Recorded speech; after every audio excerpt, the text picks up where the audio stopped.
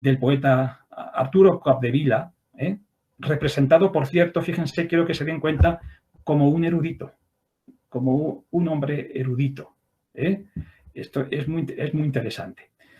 Y bueno, aquí, como ven, está la dedicatoria a Alba, Estela, Rubén Florio, como digo, que creyeron en mí desde hace mucho tiempo.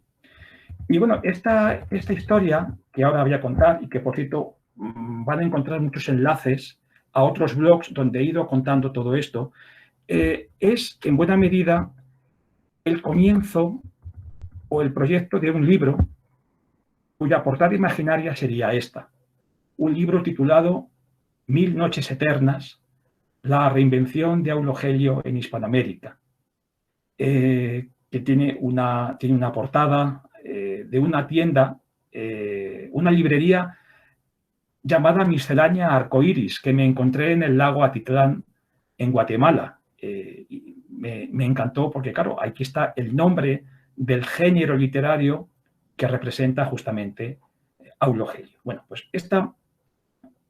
voy a hablar de un intenso pasado buscando las respuestas. Cuando yo me encontré el libro, en el libro de Cortázar, esa referencia a Aulo Gelio, me pregunté si aquello sería casualidad, si sería simplemente una mera casualidad o si tendría alguna razón oculta, alguna razón mucho más contundente que simplemente que apareciera. En aquel entonces los estudios de tradición clásica simplemente eran lo que llevo diciendo, los estudios de A en B, Aulo Gelio en Cortázar. Pero claro, aquello no funcionaba, aquello no servía, no se puede hacer así las cosas, no es tan sencillo. Por fortuna, la vida es compleja, ¿no? Y apelo a algo que contaba don Claudio Guillén en Múltiples Moradas, al elogio de la complejidad. ¿Sí? Es fantástico que la vida no tenga solamente blancos y negros, sino que haya tantos matices y que la literatura, como ahora vamos a ver, pueda encerrar también tantos matices y tanta riqueza. Pues bien, me voy a permitir seguir compartiendo la pantalla para que vayamos siguiendo, y así no perdamos tampoco mucho el hilo, el esquema de esta conferencia, que va a ser, como digo, el primer ensayo. Yo también estoy ahora mismo ensayando el primer ensayo de la historia de por qué Aulo Gelio fue leído sobre todo en Argentina, después en México, durante varios decenios en el siglo XX. Pues bien,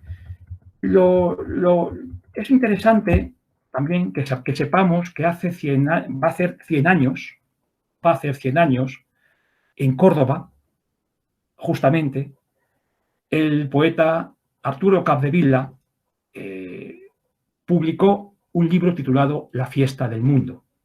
Por cierto, cuando yo he colocado este verso, 1000 noches eternas, en mi libro futuro, estoy tomando un verso de Arturo Capdevila.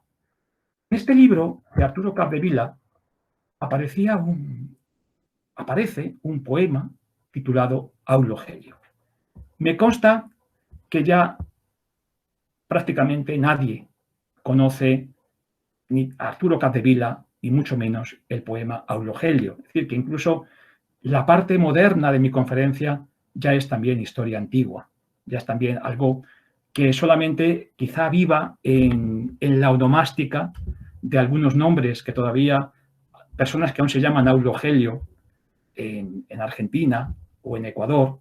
Y bueno, por ejemplo, Karina Minet sabe muy bien mis indagaciones en torno al repelente para niños Aulo Gelio, que hemos intentado saber a ver por qué se llamaba así. Uno de mis fines al viajar a Argentina, lo que tenía prestado hacer, viajar a Argentina, era comprarme el repelente Aulo Gelio, para llevarme la caja, por lo menos, a mi casa y tenerla como un trofeo. Bien, todo esto, pues, este poema hubiera sido algo puramente anecdótico, un poema más, en la historia de la poesía si no hubiera sido porque al cabo del tiempo algunos autores como Adolfo Bioy Casares o como Jorge Luis Borges leyeron aquel poema con pasión. Quiero que nos demos cuenta de que cuando Capdevila escribe este poema hace 100 años, la poesía todavía se recitaba. La poesía todavía se recitaba. Y esto es una dimensión que hoy ya no tenemos, que hoy ya es muy difícil que expliquemos incluso a las personas que están en nuestras clases. Cuando les hablamos de poesía, entienden algo que es una lectura íntima, una lectura para uno mismo, pero no para ser recitado en público.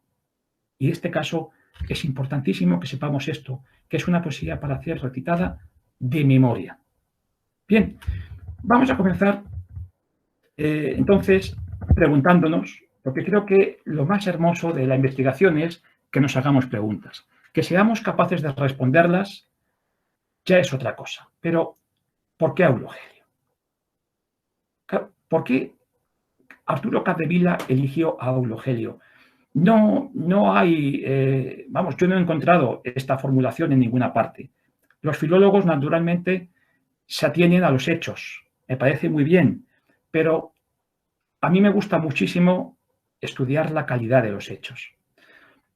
Creo que, entre otras cosas, Aulo Gelio era un autor que le brindaba a Capdevila la oportunidad de tratar de un clásico menor, de un autor que había cultivado la erudición y la había representado en un título maravilloso, Las noches áticas, un título que no tiene que ver con el contenido del libro, como por ejemplo de lengua latina de Varrón, sino con las circunstancias en que ese libro se escribe. Por otra parte, hay autores como Alexis Pierron que dicen que Aulo Gelio era simplemente un clásico discreto, un autor discreto, es decir, no es el gran clásico como Virgilio o como Horacio, es como un clásico de andar por casa, y aquí estamos ya olfateando lo que con el tiempo dirá Italo Calvino, esos clásicos que nos acompañan y que vienen con nosotros.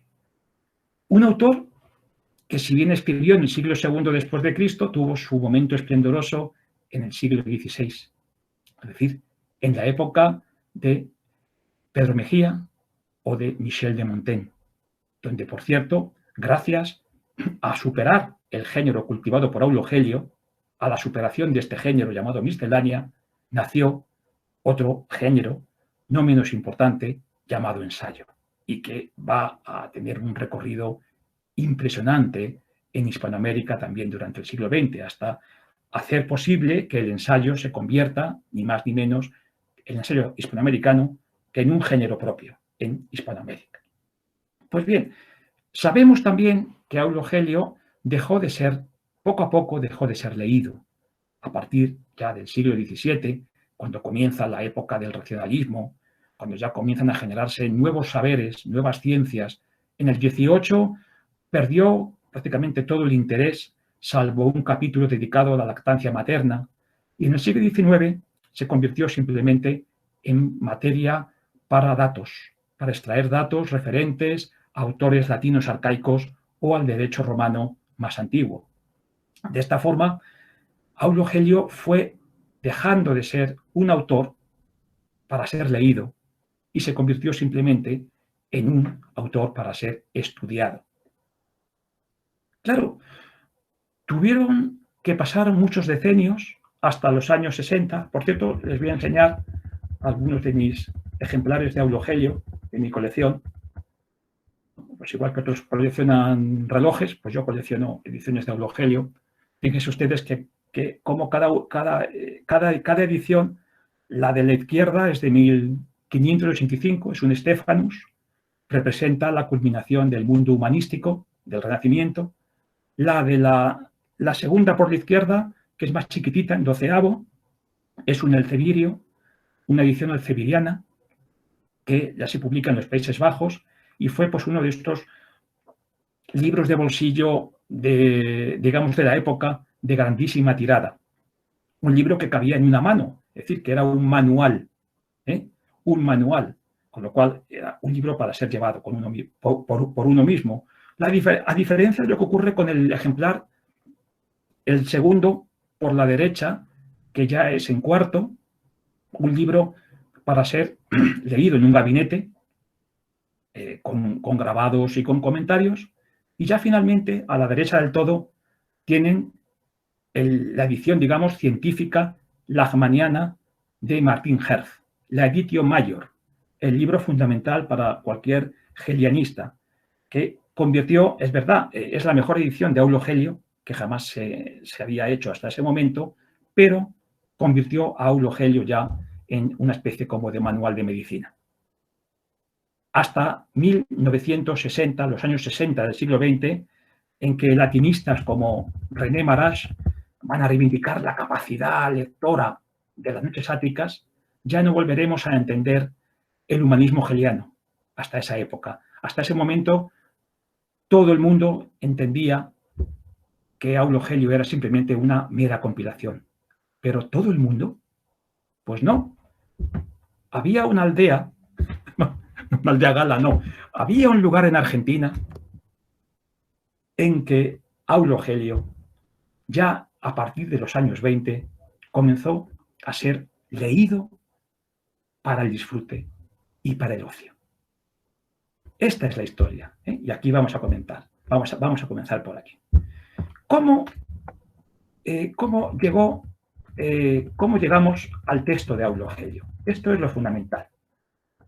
Primero, tuvieron que traducirlo al español, y hay una edición, que es esta, publicada en 1893 en Madrid, que por cierto, como ven, si son capaces de leerlo, dice Aulo Gelio, Noches Áticas, traducción directa del latín, por don Francisco Navarro y Calvo. Cuando yo publiqué mi antología, las Noches Áticas, dije que sí, que era una traducción directa, y además fui tan chulo que dije, y me consta, por escrito. Bien, creo que en la vida he metido la pata de semejante manera.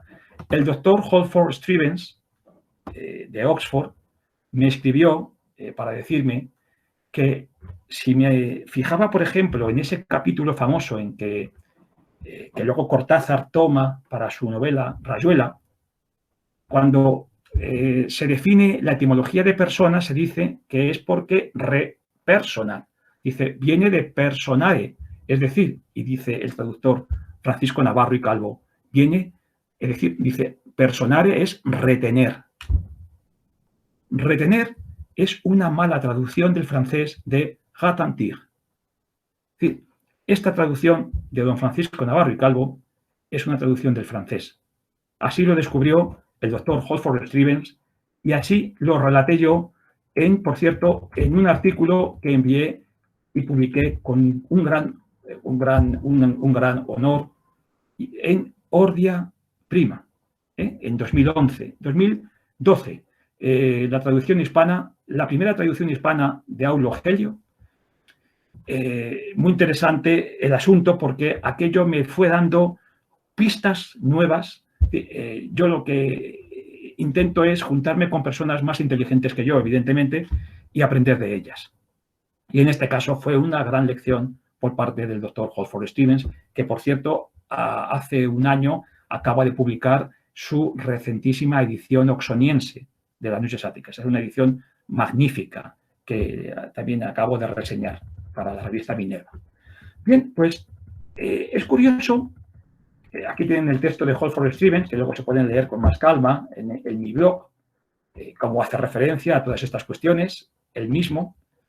Y bueno, pues luego he merecido, por cierto, Marcos, he merecido en este estudio de Holford Stevens, que es del año 2005, ser citado por mi artículo de Ordia Prima. También. No, por un artículo de Argos, de la revista Argos. Bien, Capdevila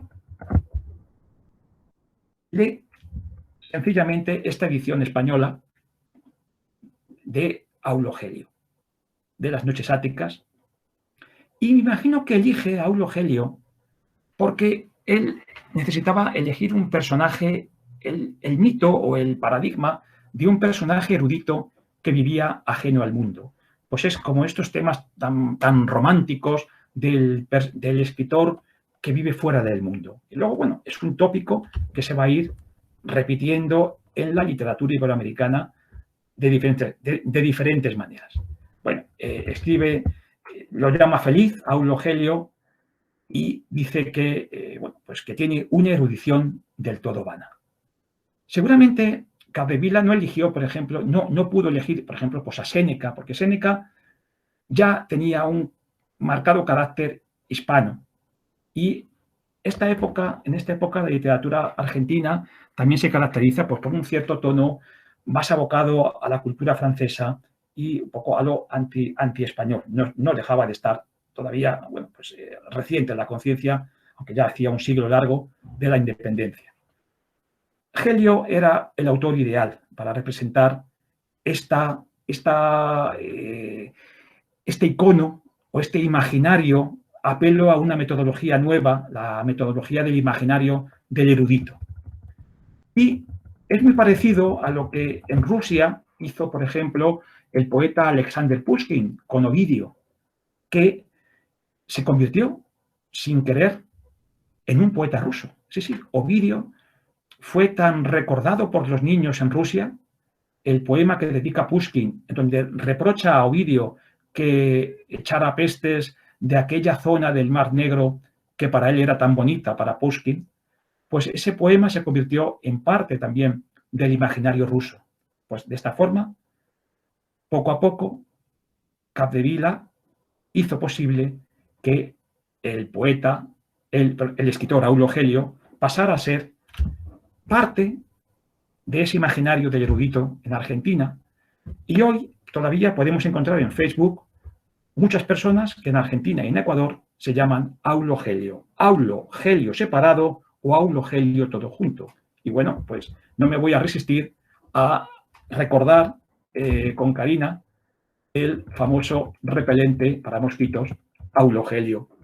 Que, bueno, no creo que tenga ya ninguna conexión con el escritor, pero sigue siendo un coletazo, digamos, de ese imaginario del cual ya se ha perdido, digamos, la pista.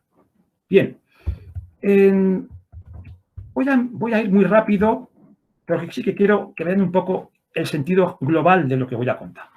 Jorge Luis Borges, en el año 26, sabemos que está leyendo a Aulo Gelio y que incluso se puede estar inspirando en él. Es decir, se puede estar inspirando en las noches áticas. Me llamó la atención que el director del Borges Center, Samuel Baldeston, publicó hace un tiempo un artículo donde decía que en un ejemplar de las noches áticas conservado en la Small Library de la Universidad de Virginia, en Estados Unidos, había encontrado un texto manuscrito de Borges. El Aulo Gelio era, naturalmente, la traducción española de las noches áticas que antes han visto. Y Borges decía algo así como: deseo, quiero memorizar. Como es un texto manuscrito, había pues como alternativas. Aquí una experiencia que tuve hace unas noches. Bien, curiosamente a mí esto me recordó rápidamente el prefacio de las noches áticas. Memoria y noche, memoria y noche. Pasajes como, por ejemplo, este de Aulo Gelio, viniendo a ser como materiales que hacinaba mi memoria y compilados por la noche. Este texto después pasará, en el año 36, a constituir la prosa Sentirse en muerte en la historia de la eternidad. Pero Borges sigue leyendo a Aulo Gelio en los años 30 y así lo vemos en una prodigiosa reseña que escribe a un libro titulado Matemáticas e Imaginación, donde recrea un silogismo bicornuto. El que Borges recuerde este silogismo de Aulo Gelio no es ninguna casualidad, tal y como he podido después comprobar. Es un silogismo muy famoso y me consta que Borges leyó el capítulo donde Aulo Gelio habla sobre esto. Me consta completamente que cuando lo cita con puro conocimiento de causa. Ya tenemos en los años 30 a un autor como Jorge Luis Borges leyendo a Aulo Gelio. Claro, naturalmente, estos son indicios que vamos encontrando de manera detectivesca. No se imaginan a veces el tiempo que tardamos en encontrar un indicio de la lectura de Aulo Gelio. Por eso cualquier indicio es maravilloso y, por supuesto, recibo cualquier información, la recibo muy gustoso y la agradeceré con creces. Curiosamente también, y esto ya es un dato de mucha envergadura, cuando pasamos a los años 40, el poema Aulo Gelio pasa a la famosa y fundamental antología poética argentina que compilan Borges, Ocampo y Bioy. Esto es clave porque, como he estado leyendo hace poco en un artículo de Jesús Eduardo Morales, que está en Pittsburgh, en la revista Variaciones Borges, esta antología canonizó buena parte de la poesía que fue seleccionada. Y esto hizo que el poema Aulo Gelio se expandiera y fuera todavía más conocido, al margen de la propia fama que Capdevila tuvo hasta bien entrado los años 60, hasta su muerte. Muy, muy interesante. Y es más, Bioy Casares, en el año 48, en ese magnífico estudio preliminar que escribe para la antología de ensayistas ingleses que compiló el cubano Ricardo Baeza, es una antología prodigiosa también, tiene un ensayo preliminar no menos prodigioso Bioy, donde establece lo que van a ser las futuras bases teóricas del ensayo moderno, el ensayo hispanoamericano. Miren ustedes, Montaigne creó el ensayo superando la miscelánea o rechazando la miscelánea, porque introdujo el yo, sobre todo introdujo el yo, y parecía que aquello era una dicotomía insalvable. La gran diferencia que en el siglo XX vamos a encontrar en Hispanoamérica, sobre todo, es que autores como Bioy, cuando teorizan sobre el ensayo, van a unir ambos mundos, el mundo misceláneo de Valerio Máximo, de Plutarco o de Aulo Gelio, con el mundo de los grandes ensayistas modernos. De manera que el ensayo hispanoamericano va a ampliar inmensamente sus límites. Voy a compartir también, para que lo vean, no sé si lo ven, por ejemplo, de la inmensa bibliografía que es sobre este tema, la breve historia del ensayo hispanoamericano de José Miguel Oviedo. Esto es fundamental. Es decir, Aulo Gelio va a estar alimentando desde la lectura miscelánea el moderno ensayo hispanoamericano. Ya el estudio en sí mismo es todo un tema de reflexión. Lo dejo aquí apuntado porque vamos a ir subiendo de nivel, como en los juegos de ordenador. Vamos a otro nivel que es todavía más importante, porque esto va a llevar un crescendo. Sigo compartiendo ventana.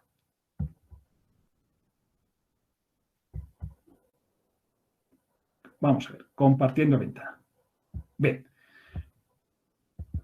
Llegamos a los prodigiosos años 50. Y digo prodigiosos porque fijémonos lo raro que es que una edición de Aulo Gelio o una traducción de Aulo Gelio pues suele publicar en un país cada 20, 30, 40 años.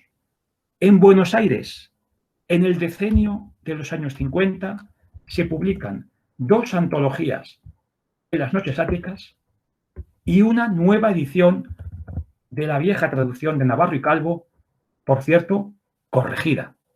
Ahora ya no aparece personare retentir, sino personare porque resuena, resonar. Se corrigen nombres propios, griegos, se corrigen muchas cosas. Es una edición de la librería Ateneo. Yo la encontré trasteando en la Biblioteca Nacional de Buenos Aires, en el archivo, en el fichero virtual, y la encargué. Creo que debo de ser de los pocos que tiene este pequeño tesoro que yo llamo los Gelios americanos, y al que luego debo unir una edición de Porrúa, en México, del año 99. Esto es lo que yo llamo los Gelios americanos junto a mi antología poética de Arturo Capdevila. Sí, esto es como una rara avis. Pensemos que en España, desde el año 1921, ya no se va a publicar nada sobre Aulo Gelio, hasta que llega el siglo XXI. Y en Argentina, en Buenos Aires, en los años 50, aparecen 3 libros, sin tener aquí en cuenta los artículos de derecho que se publicaron. Pues bien, la primera antología la publica el polígrafo José María de Cosío, es un polígrafo español, un erudito español, pero la publica en Buenos Aires, en la colección de Espasa Calpe, Austral, de Buenos Aires. Es una preciosidad de edición que difundió Aulo Gelio todavía más de lo que se había difundido. Cosío busca sobre todo anécdotas y, por cierto, se siente muy influido por Arturo Capdevila a la hora de retratar a Gelio. Es decir, comienza a generarse una tradición intra-argentina, donde el texto de Gelio, por una parte, y el poema Aulo Gelio, por otra, están configurando las 2 columnas de esta recepción de Gelio en Argentina. Arturo Capdevila, como dije, crea el imaginario y la edición española de Aulo Gelio crea, digamos, el fondo de contenidos y de ideas para alimentar, entre otras cosas, el ensayo moderno. Habría que hacer un pequeño intermedio y irnos a Bogotá, porque allí un autor llamado Nicolás Gómez Dávila también lee a Aulo Gelio y publica en México un libro titulado Notas, en el año 54, donde hace una especie como de relectura del prefacio. Lo que pasa es que Gómez Dávila pertenece a otra tradición literaria, ya que él no está leyendo la edición española, sino el texto de Rolf, de la Universidad de Harvard, el texto de Loeb.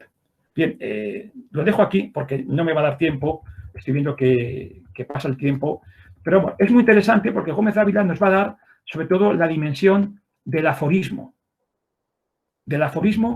que, por ejemplo, si yo leo este capítulo de Aulo Gelio, donde dice que la alabanza fría perjudica más que acerbo vituperio, yo prefiero, cuando acabe la conferencia, que me digan que lo he hecho mal, a que me digan, bueno, no ha estado mal.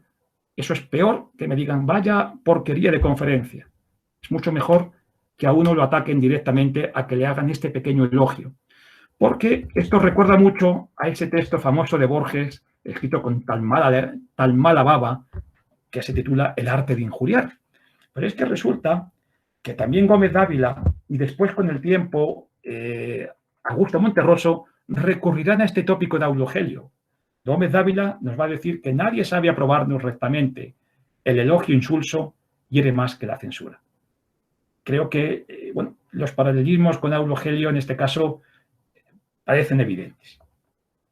Tenemos asimismo la nueva edición revisada de las Noches Áticas, de la de 1955 en Buenos Aires.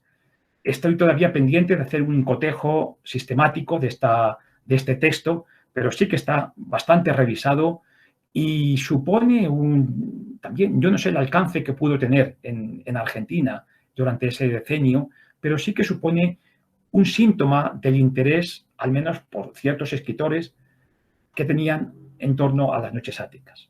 Y hay, por cierto, ya en el año 59, una antología jurídica de las Noches Áticas a cargo de Sentís Melendo, un antiguo republicano español exiliado en Argentina, que bueno, cuando recrea a Aulo Gelio se está inspirando en Cosío, con lo cual fíjense cómo ya vamos teniendo metareferencias internas. Y asimismo utiliza el texto corregido de la antología de 1955. Entonces, lo que quiero que vean es cómo se va creando una tradición propia argentina, con referencias de Capdevila, de Cosío, de la edición argentina del 55.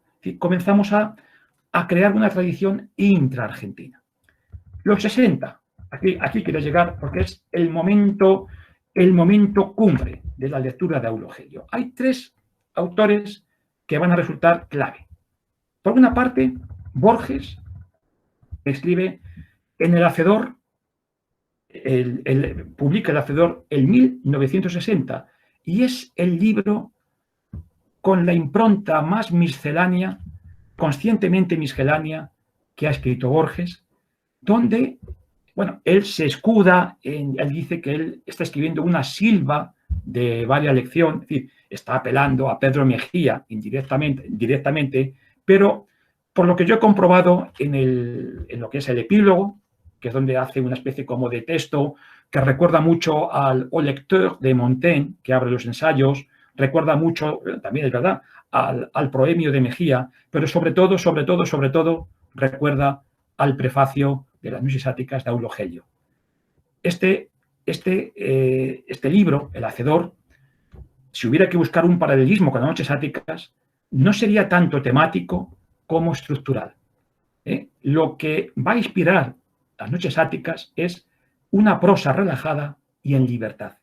Y eso va a ser El Hacedor de Borges, un libro que va a tener luego una inmensa influencia en todo lo que va a ser la moderna literatura ensayístico-miscelánea, tanto iberoamericana como española. Es un tipo de literatura que depende mucho del nombre propio del autor, porque está compuesta por retazos, normalmente por retazos y materiales en bruto. Bien, no puedo entrar más en esto, pero vamos, es uno de los temas más fascinantes de mi investigación. Asimismo, también el tema de la muerte del alma en El Hacedor, que tiene mucha relación muy estrecha con algunos capítulos de las Noches Áticas de Aulo Gelio, porque no en vano Aulo Gelio estaba muy influido por el platonismo. Asimismo, tenemos a Cortázar, que recrea el episodio de Aulo Gelio relativo a Andrócles y el león en su historia de Cronopios y de Famas, y está inaugurando, en buena medida, sin darse cuenta, el microrrelato que va a estar relacionadísimo con Aulo Gelio en esta época. Muy relacionado, sobre todo porque ya un autor francés del siglo XIX, Marcel Schwob, que tuvo una inmensa influencia también en Argentina y en México a comienzos del siglo XX, inspirará a Borges las vidas infames, la historia universal de la infamia, sus vidas imaginarias. Pues bien, Schwob ya había creado algún pequeño microrrelato con textos de Aulo Gelio. Es también otro de estos momentos en que uno nota cómo la literatura palpita, ¿no?, en tus manos. Y por supuesto, el centro de mi estudio, que sería el capítulo prescindible de Aulo Gelio, de la etimología de persona, en Rayuela de Julio Cortázar. Lo que es curioso es que allá donde consultara Cortázar a Gelio era la traducción de Navarro y Calvo, pero era la traducción anterior a la Argentina de 1955, porque recoge la acepción retener, que es el galicismo ratantir. Como ven, hay toda una suerte de pequeñas relaciones internas. O sea, este estudio, además de ser una cosmovisión literaria, se tiene que tener también a estos pequeños detalles filológicos.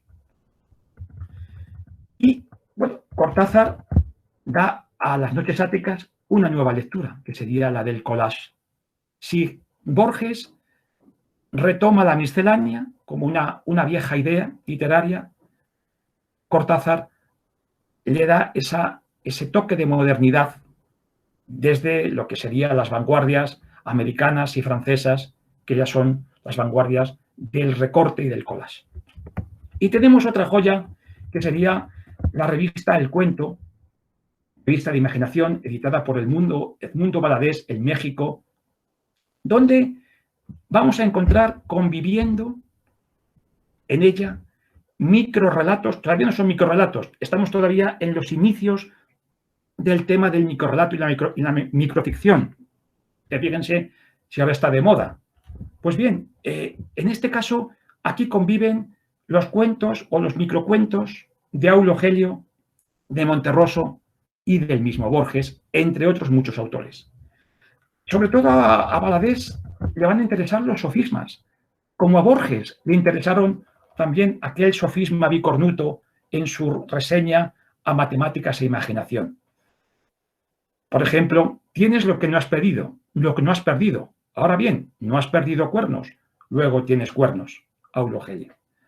Fíjense cómo se relee un pequeño sofisma en calidad de microrrelato lógico. Es decir, lo que diría, por ejemplo, Bioy Casares al comienzo de la invención de Morel es un ejemplo de imaginación razonada.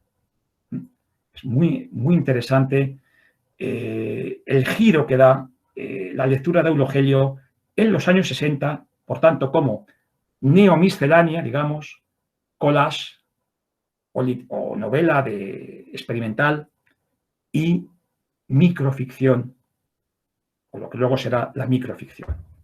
Los años 70 van a venir cargados también de algunas novedades interesantes. Se incorpora un nuevo autor que va a ser Augusto Monterroso, es decir, a Borges, que nos va a regalar con una nueva reseña y una nueva cita de Gelio en las noches áticas. El hecho de que Borges cite tampoco a Aulo Gelio no les lleve a confusión. También Michel de Montaigne cita muy poco a Aulo Gelio y, sin embargo, es clave la obra de Aulo Gelio para entender los ensayos de Montaigne. Sí, en este caso no podemos jugar solamente con los datos como tales datos. Tenemos que husmear y sentir el aroma de la literatura. En el caso de la paloma de Arquitas, que es uno de esos extraordinarios pasajes de Aulo Gelio, donde nos cuenta que el sabio pitagórico había inventado una paloma que volaba, que por cierto esto tuvo luego un interés grandísimo en científicos de la talla de Athanasius Kircher en el siglo XVII, en Roma. En este caso, Borges está hablándonos de una serie de invenciones como el viaje a la luna, etcétera, y nos habla de lo verosímil y lo posible. Bueno, pues curiosamente, toda la reseña de Borges se va a articular en torno a esos dos conceptos, lo verosímil y lo posible. He descubierto que en el capítulo de Aulo Gelio, donde se refiere a la paloma de Arquitas, justamente aparecen esos términos como verdaderos términos que articulan también el capítulo de Gelio. A la vez, publica una selección amplia de sus cuentos de la revista de la imaginación en el Fondo de Cultura Económica en el año 76. Y esto, claro, naturalmente va a, igual que la antología de la poesía argentina de Borges, Bioy y Ocampo canoniza a Capdevila, este libro va a canonizar ya una serie de pequeños microrrelatos, entre otros el famoso del dinosaurio. Cuando despertó, el dinosaurio todavía estaba allí, de Monterroso, y unos cuantos microrrelatos, por llamarlo de alguna forma, de Aulo Gelio. Y piensen que también Gómez Dávila ya había utilizado la lectura mínima en sus aforismos.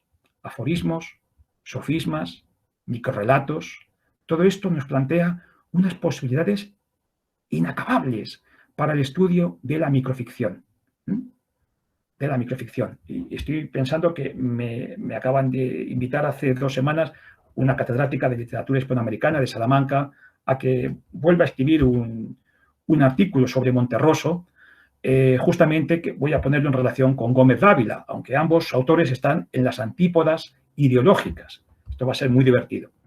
Y bien, Monterroso, en Lo demás el silencio, en el año 78, escribe una vida imaginaria a la manera de lo que hizo Marcel Esbop y a la manera de lo que son las vidas infames de Jorge Luis Borges, la vida imaginaria de un sabio erudito, de Eduardo Torres, un sabio local que más bien parece, más que un sabio, parece una especie de persona obtusa.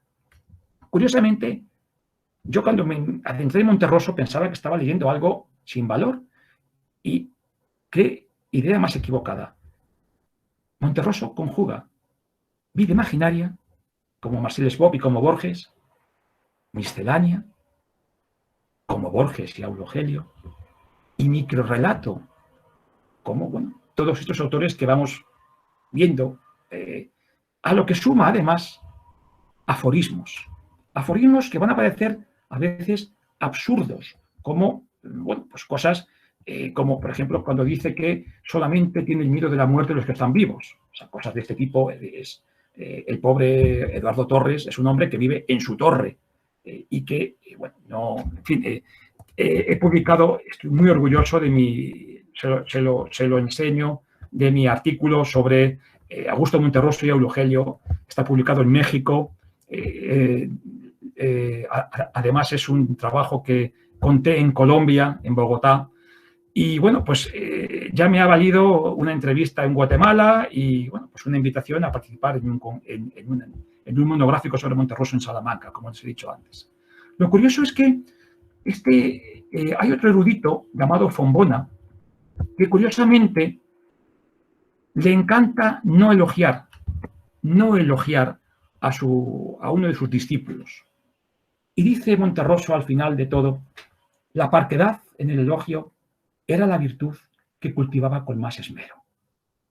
Fombona. Bueno, pues curiosamente es la misma actitud que destacaba el maestro de Aulogelio, Favorino, cuando decía, o bien el propio Borges en ese escrito que tiene sobre el insulto, o el propio Gómez Dávila. Es decir, como ven, se está desarrollando. Sé que, por ejemplo, el doctor Marcos Camillani va a leer un trabajo sobre el topos. Estamos ante un topos interno, ¿no?, que se ha ido creando internamente en esta suerte de microtradición hispanoamericana. Porque es verdad que Monterroso no es argentino, pero bebe muchísimo de Borges y de la cultura argentina. Es un autor que, bueno, pues debió de leer a Gelio precisamente en sus tiempos de juventud en la Biblioteca Nacional de Guatemala. También una edición, por supuesto, de Navarro y Calvo. Vamos terminando, no se asusten, que ya estoy pendiente. Llegamos a los últimos años, los 80, donde ya tenemos básicamente, aquí ya ha terminado el proceso. Todo este crescendo ya ha terminado y ahora ya aparecen las nostalgias. Los testimonios que vamos a ver ahora van a ser básicamente recuerdos de Borges y Bioy en torno a su lectura del poema de Capdevila y su lectura de las noches áticas de Aulo Gelio. Así lo vemos en el emotivo homenaje que Bioy Casares rinde a sus libritos de las noches áticas, que dice que son libros que a veces los queremos porque nos dieron placer, porque estimularon nuestra inteligencia o nuestra imaginación o nuestras ganas de vivir. ¿Cuántas veces, perdonen este pequeño paréntesis, cuántas veces habremos sentido esto durante los últimos meses pasados? ¿Cuántas veces una página de un libro nos ha devuelto las ganas de vivir? Y cita expresamente las noches áticas de Aulo Gelio. Borges, en sus conversaciones con Roberto Alifano, recuerda las lecturas que hacían Bioy y Borges en torno al poema de Aulo Gelio. Pero ojo, lo estuvimos el otro día discutiendo Marcos y yo, cuidado con el elogio de Borges, cuando dice que tal vez Lugones no tenga un poema equiparable a Aulo Gelio o La fiesta del mundo. Arturo Capdevila dice que si uno juzgaba a Capdevila por sus mejores poemas, era evidentemente superior a Leopoldo Lugones. Mucho cuidado, porque aquí comienza la bifidez de Borges, que llegó a decir que lo peor de Capdevila es peor que lo peor de Mastronardi, este autor modernista, pero lo mejor es mejor y esto es lo que importa. En fin, no deja de ser la representación ahora, en vivo y en directo, encarnada en Borges, de la idea del tibio elogio, que ya encontrábamos en Favorino. Y llegamos a los años 90, en los comienzos de un nuevo siglo. En el año 99 se publica en México, Porrúa publica en México una nueva entrega de las noches áticas. Por cierto, esto fue muy divertido porque tiene un prólogo firmado por A.R., que claro, al estar publicado en México, todo el mundo pensaba que podía ser Alfonso Reyes. es imposible, porque Alfonso Reyes había muerto y este texto hubiera estado en sus obras completas. No. Ya les diré por qué un día, por qué lo descubrí, pero esas iniciales encubren el nombre del latinista italiano Augusto Rostañi. Esto lo he descubierto yo con un par de golpes de suerte. Pero es así. Y estoy absolutamente, vamos, no es que esté seguro, es que es así. Y bueno, ya la siguiente edición, nueva edición, traducción de un Aulogelio, lo vendrá a hacer la doctora Amparo Gauss-Smith, que ha fallecido también recientemente de COVID. Y hoy vuelve a hablar del poema Aulogelio en su Descanso de Caminantes, claro, ya a título póstumo. Ya es un libro que se publica después de morir.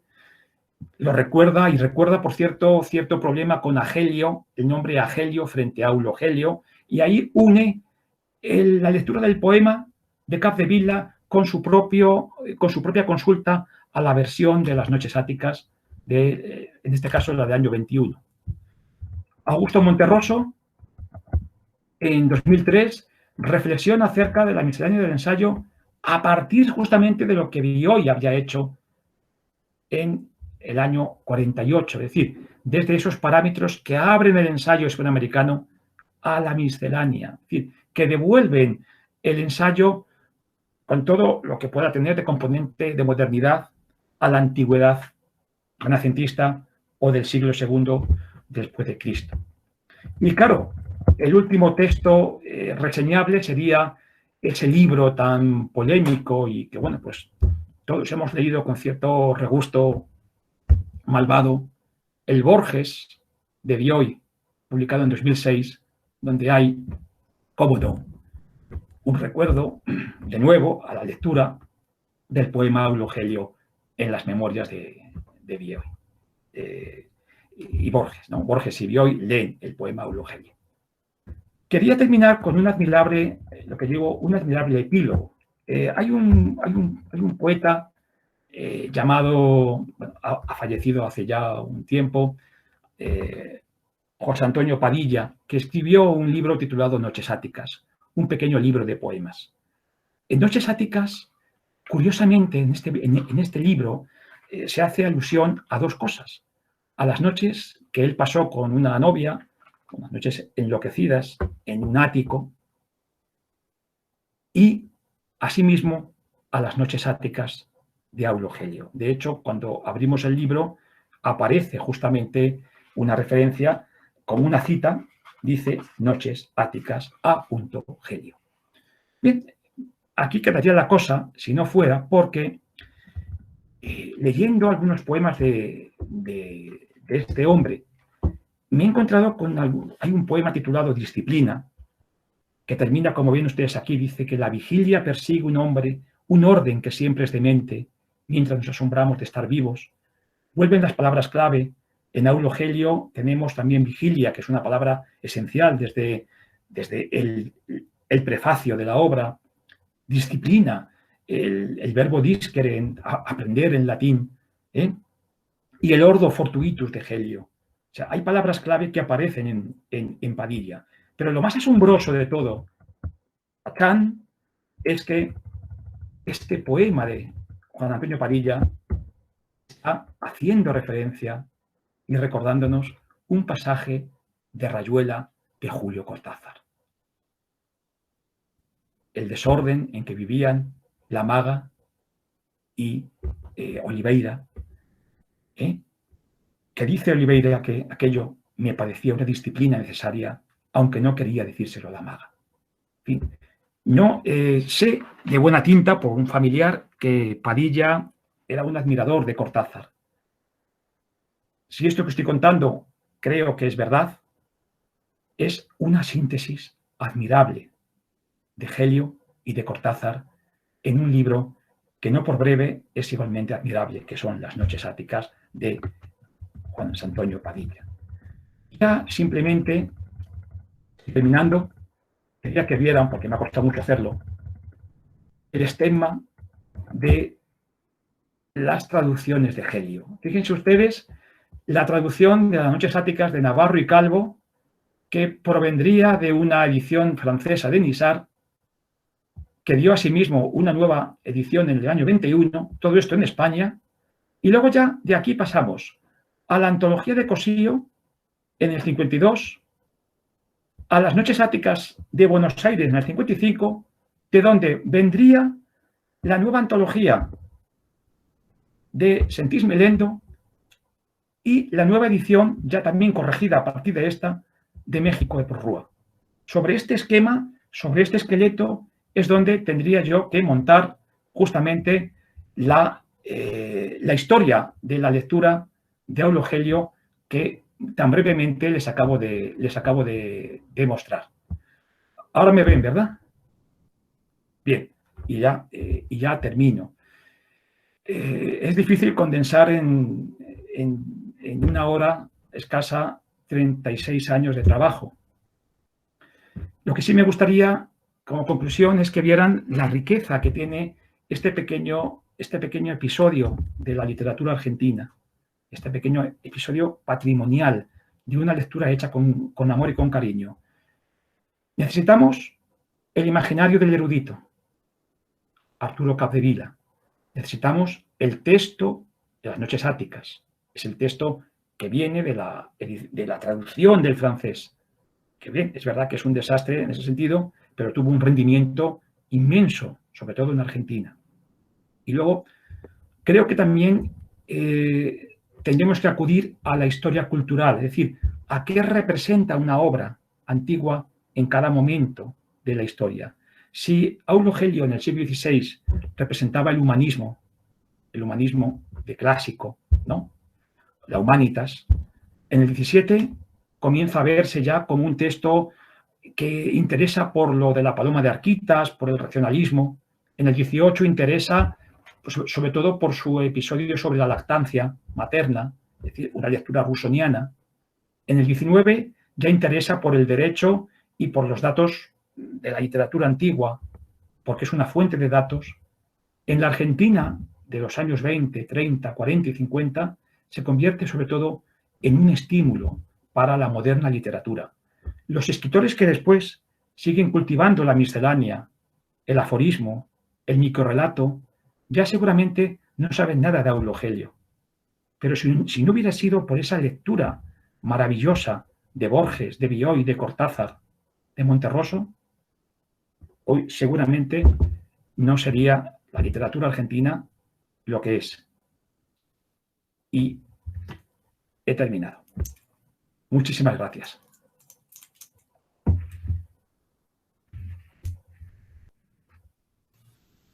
Bueno, Paco, muchísimas gracias por la conferencia.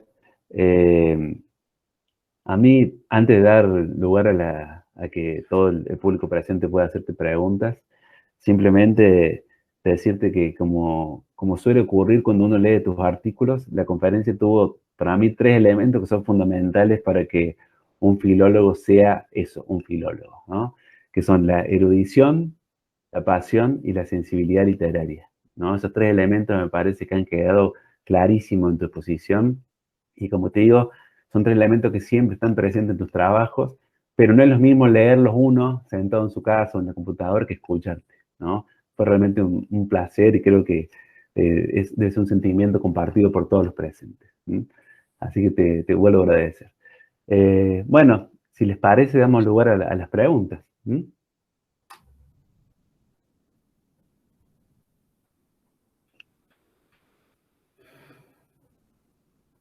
Si quieren, puedo romper el hielo yo, haciendo simplemente una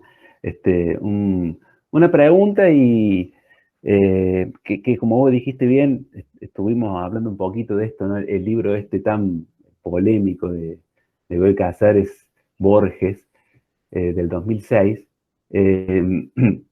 Ahí, efectivamente, en lo que vos citaste el último, hay una especie de mención a esto que vos mencionaste en el trabajo, esto del elogio tenue, ¿no? Y que en el libro ese de Bioy Casares, ¿no? Que relata todas las conversaciones que tuvieron Borges y él durante muchas cenas juntos en la casa de Bioy Casares, justamente no es tenue el elogio que le hace Capdevila a Borges, ¿no? Sino es bastante explícito bastante, yo acá lo busqué, ¿sí? Dice algo así, ¿no? Aulo Gelio, Borges, ¿no? Dice esto. Aulo Gelio es un admirable poema de Capdevila. Cita unos 6 versos y dice lo siguiente, ¿no? Qué raro que no llenara el poema de Gallegadas. Es un poema extraordinario y que ha de gustar a muy pocos, a Capdevila y a 3 o 4 personas, aunque sin duda Capdevila prefiere algunos de sus romances. Yo simplemente te quería preguntar, digamos, si esto vos lo habías tomado, lo habías incluido en un trabajo más grande ya, porque es rarísimo que Borges elogie en ese libro, que no elogien a nadie. De hecho, el libro es una compilación de diatribas en contra de todo el mundo, desde Perón hasta el poeta que cenó con ellos la noche anterior. Y que diga, es un extraordinario poema, el de Capdevila, se ve que le gustaba muchísimo, o sea que ahí no hay un elogio tenue. Efectivamente, yo a lo que puedo entender no he visto. Ahora bien, una cosa es el poema Eulogelio y otra cosa es Capdevila. Hay un momento en el que el desarrollo de Capdevila, hay un artículo, lo podéis buscar, está en el ABC de Sevilla, de Fernando Iwasaki. Si ponéis Gelio, creo que es Borges Capdevila, ABC o algo así, aparece, si no os lo envío, donde es algo tremendo las cosas que cuenta, las reseñas que le hace Borges a Capdevila a lo largo de los años. Pues yo creo que en el caso de este poema tenía algo también de esa sensación de pureza, de inicio, ¿no? De una época, ¿no? De la vida, ¿no? Que quedó como un imaginario y un paradigma fuera de la historia, ¿no? Claro, me da la impresión de que hay que diferenciar entre el poema y el autor, que luego pues, se convierte en un autor muy, muy transitado y muy escrito y muy famoso y un poco pues como estos personajes que recrea Monterroso, ¿no? Estos eruditos, en fin. Yo haría esa distinción y quizá en mi libro la ensaye y bueno, recordaré te incluiré en el relato. Recordaré esta conversación. Gracias. Bueno, los dejo para que pregunten.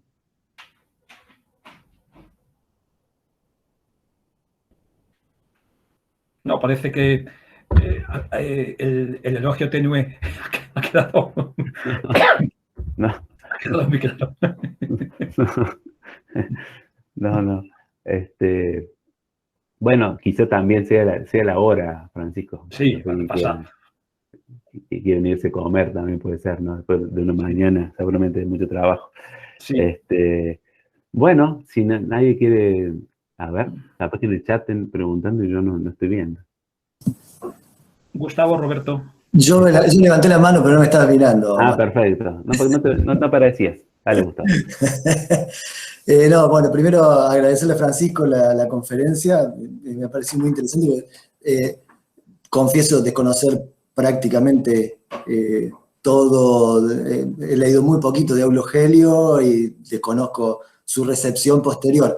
Pero en esto que estabas diciendo, me quedé pensando si no puede pensarse en la lectura de Borges y posiblemente también Monterroso, o la recepción de Monterroso y de Borges, de Aulo Gelio, a partir de, se me ocurre, Marcel Schwab. Si Schwab puede ser un lector de Aulo Gelio y que a partir de la lectura de Borges y de Monterroso, de Aulo Gelio, de Schwab, puedan acceder a un poco, o que sirvan como nexo, ¿no? Schwab sirva como nexo entre Aulo Gelio y Monterroso y Borges. No sé, no tengo... Sí. Estoy medio que improvisando en el momento. Gustavo, creo que somos dos almas gemelas. También escribí hace años un libro sobre Marcel Schwab, que se titula Marcel Schwab, Antiguos Imaginarios, que por cierto fuimos mi mujer y yo a terminarlo a París, un puente de mayo. Me acuerdo que nos consiguieron un billete de avión muy barato, era con un grupo de turistas, y el guía al llegar a París, al aeropuerto, nos insistía en que fuéramos a hacer excursiones y ya le dije yo muy digno, mire usted, yo vengo a terminar un libro a París. Porque era para localizarme en París los lugares del Marais, de la biblioteca del Instituto de Francia, de Montparnasse. Era un viaje interior, un viaje literario simplemente. Y efectivamente, Marcel Esbop es un ávido lector de Aulo Gelio, aunque solamente tiene dos. Él recrea como microcuento las Vírgenes Milesias, y luego tiene, aquí ya, Marcos, entro en la parte donde no puedo hablar porque es una parte de un artículo que ahora está en prensa justamente. Hay una parte que es un cuento inspirado en Edgar Allan Poe sobre el alma que transmigra, y bien, el alma que transmigra, y eso, bueno, llega hasta Borges. Quien, por cierto, traduce a Esbop en la revista esta de los sábados, Multicolor de los sábados, comienza a desarrollar el concepto de vida imaginaria. En fin, efectivamente, un tema que no he podido más que esbozar, porque claro, que es imposible, es el de los intermediarios. Esbop es un capítulo aparte en todo este pequeño mundo, ¿no? En todo este pequeño microsistema literario.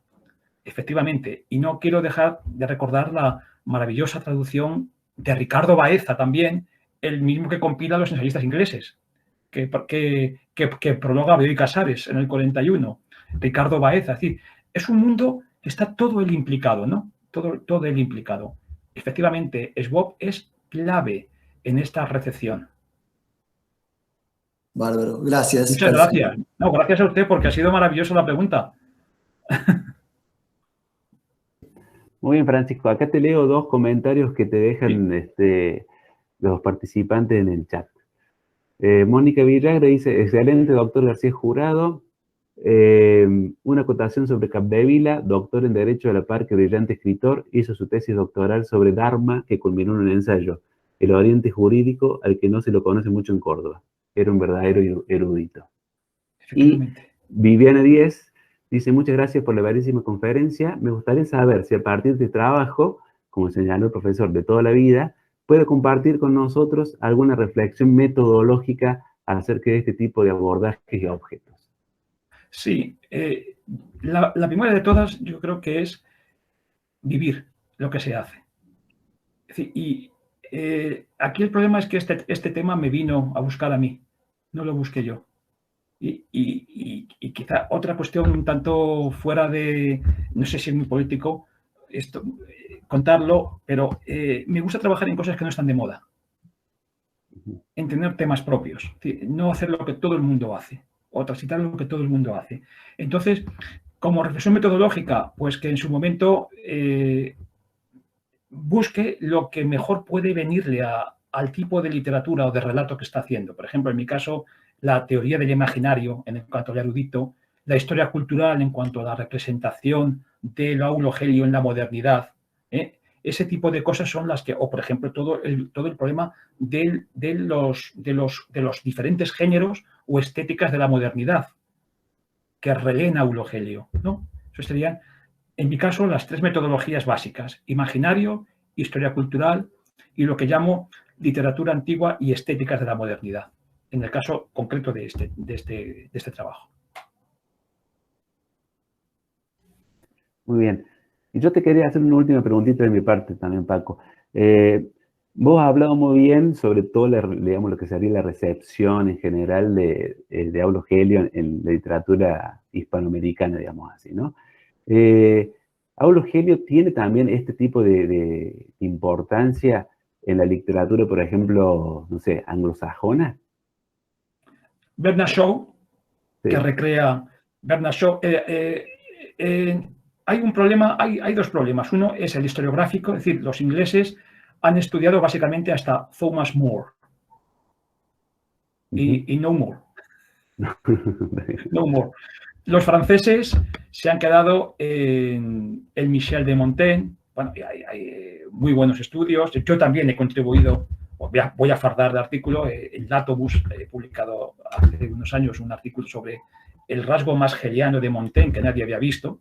Bueno, pero más allá del 16, también acaban de aceptarme un artículo en el boletín de la Real Academia de la Lengua sobre Antonio de Guevara y la lectura. También tengo un artículo en Anales Cervantinos sobre la no lectura de Cervantes, la no lectura que hace de Eulogelio Cervantes.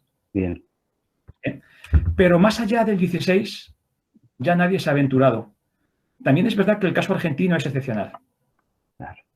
El caso argentino es excepcional y yo creo que el doctor Holford Stevens también se ha dado cuenta de ello. Bien. Que, bueno, porque entre los hegelianistas, pues a nadie, estas cosas, yo tengo mucho contacto con gente de Europa, hegelianista y tal, no tienen mayor interés por la recepción de Eulogelio, ¿no? En ese sentido, más allá de lo que es un estudio estrictamente del humanismo, ¿no? Pero no, yo creo que este caso, el caso de Argentina, y creo que más o menos lo he explicado aquí por qué. Bien, muy bien. Muchas Y en gracias. España tampoco, Sí. ¿eh? Sí. Bien. Ha levantado la mano Gabriela Marrón y después María Eugenia Steinberg. Sí, breve, una cosita nomás. Bueno, por supuesto que me encantó, como a todas las personas presentes, la charla, la conferencia. Quería hacer una acotación de algo que me acordé ahora escuchándote, y que es que en ese ensayo de Borges sobre los clásicos, donde hace la referencia, ¿no?, a la definición de Eulogelio, volviendo, ¿no?, a la que retomaron tantos autores, también está lo de persona, donde está lo de hipócrita, ¿no? Eso dice, bueno, que empieza diciendo, escasas disciplinas habrá de menor interés que la etimología, que la primera palabra, escasas, de ex carpo, Sí. que es una palabra del tardío, digamos, ¿no?, y que tiene que ver con esa idea de selección, de recorte, y en ese encadenamiento de ejemplos que pone ahí al comienzo, suena un poco a Eulogelio, ¿no? Para ahí es una asociación libre, pero esa idea de la miscelánea, que la primera palabra del ensayo sea esa, a mí me resuena, o la retengo, digamos, traduciendo mal. No sé, era una idea nomás. Está muy bien visto. Fíjate, yo ese pasaje de los clásicos, tengo un artículo en Variaciones Borges del año 2003, si mal no recuerdo, cuando era Iván Almeida, profesor argentino, experto en Borges, que luego ya se jubiló, estaba entonces en tierras vikingas, en las tierras de Aarhus. Tengo, por cierto, voy a reescribir un libro donde voy a reunir mis ensayos sobre Borges, que se va a llamar 9 viajes en torno a Borges, y uno de ellos es un viaje a las tierras de los vikingos. Y justamente yo lo que hice fue relacionar esa idea, perdón,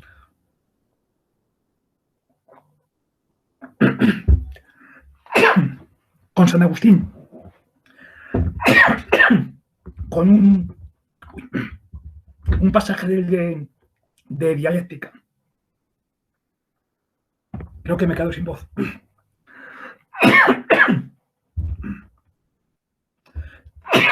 Nos suele pasar a todos, Un pasaje Francisco, en esta época. Sí, sí, no te preocupes. Gracias. Pero está bien en vista esa idea de los Esquerta.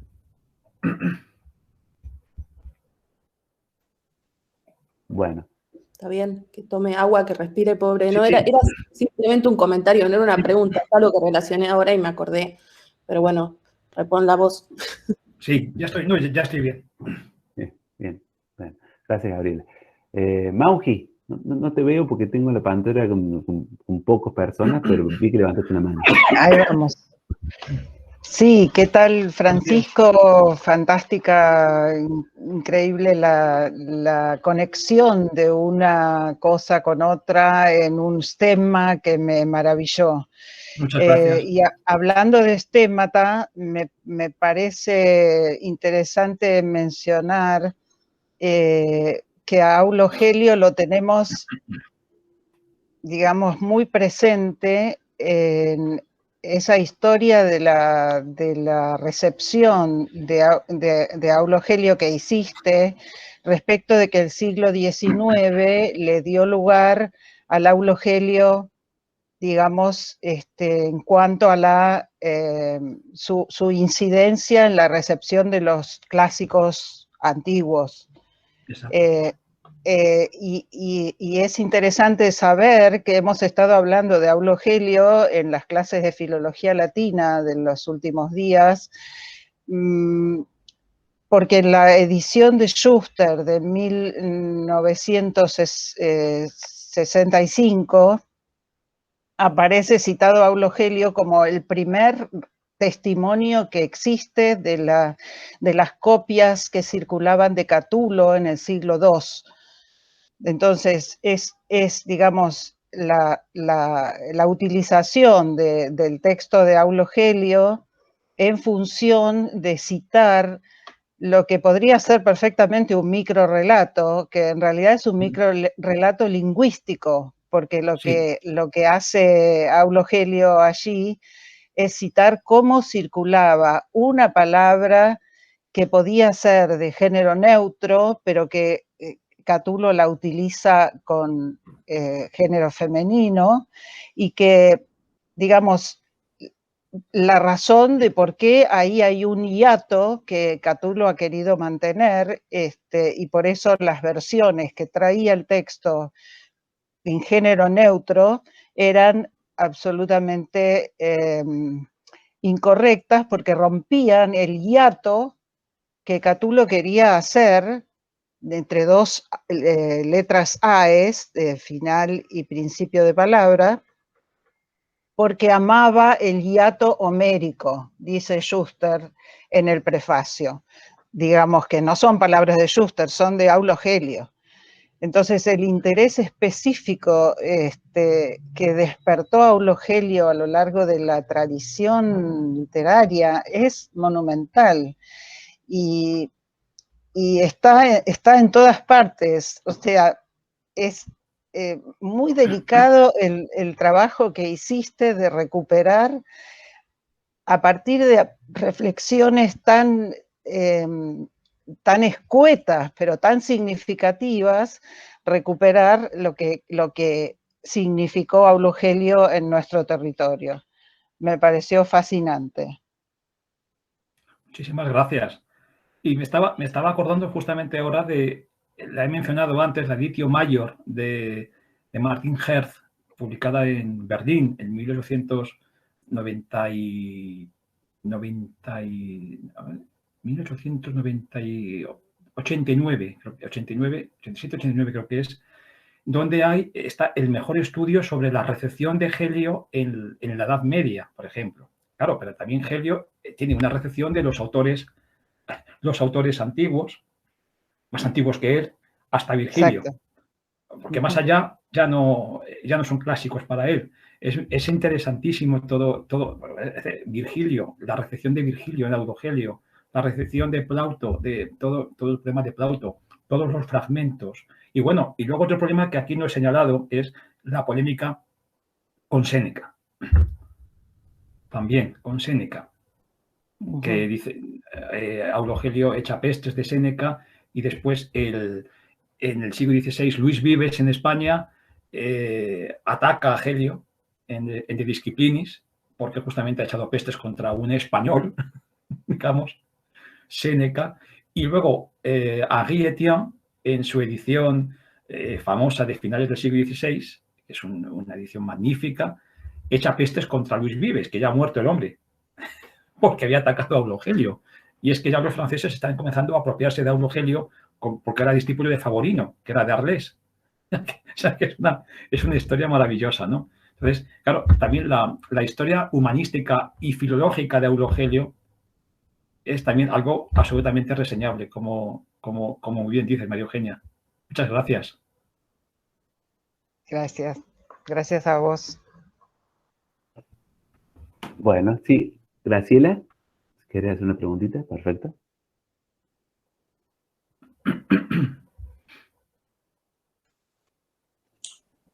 Bien, bueno, buenos días. ¿Cómo estás, Paco, querido amigo? Buenos días. Buenos días, buenos días. Bueno, primero, como historiadora, yo he visto que son, en general, colegas de letras, y me siento más que contenta de encontrarme en esta reunión. Sí. Gracias, Marcos, me han llegado todos tus mails, y la verdad que últimamente me he carteado por mail. Yo sigo diciendo carteado cuando en realidad son mails, con Paco. Y la verdad es que ha sido un gusto escucharlo, porque la gente de letras a mí sigue provocándome. siempre lo ha hecho, pero provocándome qué cosas, querer hurgar, buscar. Para mí, Aulo Gelio sigue siendo el que me permitió conocer la ley de las 12 tablas, por ejemplo. Exacto. Es decir, es un autor que, como hiciste tú, recogió material que la historia hizo que se perdiera. Diría Roger Chartier. Esa literatura se perdió y él la recogió. Con lo cual fue un recuperador de clásicos, sin saber que se iban a perder. Y eso hace que sea hoy importante y que yo lo he vuelto, porque te he leído mucho a vos últimamente, he recuperado a Aulo Gelio. Y al mismo tiempo lo que tú has dicho, y no pudiste porque te habías ahogado, recuperó también algunos elementos, Agustín de Aulo Gelio. Yo soy casi una especialista en Agustín de Hipona y me dedico mucho al tardo antiguo, como dijo María Eugenia, Gabriela, que habló del tardo antiguo. Quise creer que dijiste, Gabriela, del tardo antiguo, ¿no? Un término del tardo antiguo, que es una época muy rica, y sí, Agustín dice exactamente lo mismo que acabo de decirte, que a él le permitió recuperar a algunos autores que si no se hubieran perdido, ya se habían perdido. Así que muy interesante tu conferencia. Debemos recuperar a nuestros clásicos, se están perdiendo muchas veces en nuestros medios, sobre todo en Argentina, ¿no? En las escuelas secundarias. La pandemia nos liquidó, pero ¿por qué? Bueno, estamos sin clases prácticamente, y lo mismo está pasando en Europa, pero no debemos hacer perder los clásicos, basta de perder nuestros clásicos. Y claro, la gente de letras es fundamental en esto. Nosotros seguimos recuperando ese contenido, el pensamiento, ¿no? Esa historia cultural, los historiadores, porque es necesario en nuestro tiempo. Te agradezco la conferencia, me ha encantado.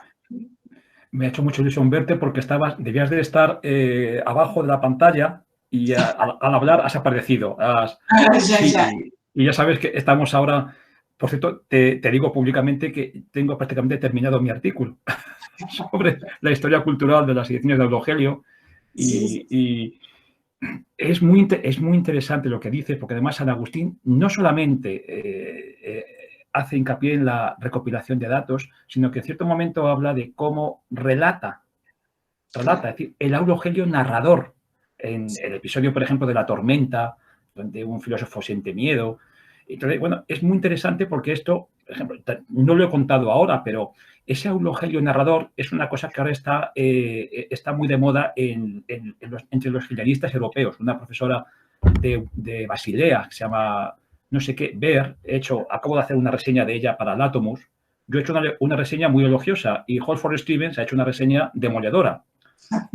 Porque es un libro sobre la narratología, es estudiar a Aulo Gelio desde los parámetros de Bakhtin, de la narratología moderna. Claro, dice Holford Stevens que meter a Aulo Gelio en esos parámetros, pero a mí siempre me ha tentado un artículo que tengo en mente, que es comparar la estructura de las noches áticas con Rayuela de Cortázar. Hay un lado de acá, que es Roma, un lado de allá, que es Grecia, como en Cortázar, es Buenos Aires, París. Hay personajes fijos que actúan, que interactúan. Hay una especie como de dosificación de capítulos narrativos con capítulos de contenido, de puro contenido informativo, por ejemplo. Entonces, claro, es muy interesante todo este tema. Lo que pasa que, claro, que estamos ya reinterpretando a Gelio desde unas categorías que no son las de Gelio. Pero claro, todo esto abre también un mundo nuevo, ¿no? El aspecto narratológico.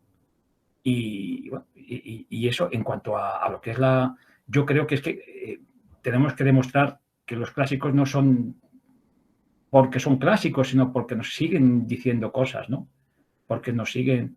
El otro día di una charla en un instituto donde la titulé ¿Por qué Virgilio me ayudó a ser más feliz? Todas cosas, ¿no?